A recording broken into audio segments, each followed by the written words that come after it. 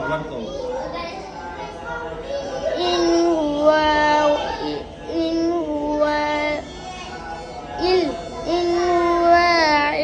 জিক্রুল ইল্লা তাসদীদ হলো হরফ দুই হরফ লাগে ইল্লা ইল্লা ইন হুয়া ইল্লা জিক্রুল লিল আলামিন আলামিন আইন একালিফ খারা জবর আলামিন আলামিন ইনিও করো না মদের হরফের বামের হরফে ওয়াকফ হইলে আর খারা জবর খারাজের উল্টা পেশ হইলে কয়ালি একালিপ্তনে আর মদের হরফের বামের হরফে ওয়াকফ হইলে তিনি